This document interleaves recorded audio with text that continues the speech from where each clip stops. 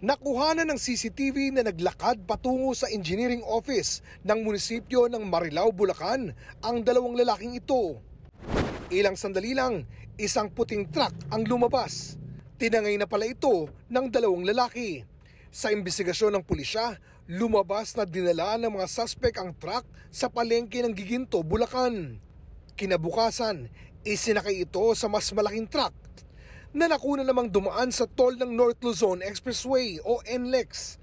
Ayon sa hepe ng Marilao Police, pangunahing suspect sa pagnanakaw ang utility helper ng engineering office, pati na ang kanyang asawa, pinsan at isa pa.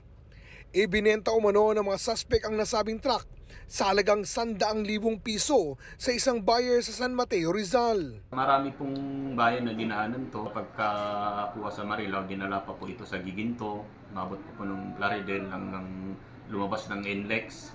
Pero hindi para rito natapos ang bentahan dahil gumawa umano ng peking dokumento ang unang buyer saka ibinenta sa isa pang buyer sa halagang 400,000 piso.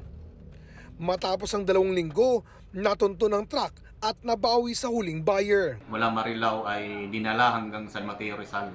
So nag-backtracking po tayo at doon natin na tuntun kung saan yung truck. Doon na po natin na-recover yung truck. Doon po sa huling bumili yung second buyer. Tinutugis pa ang 4 na suspect na naharap sa kasong carnapping. Pinag-aaralan pa ng pulisya kung sasampahan ng kasong paglabag sa anti-fencing law ang mga bumili sa tinangay na truck.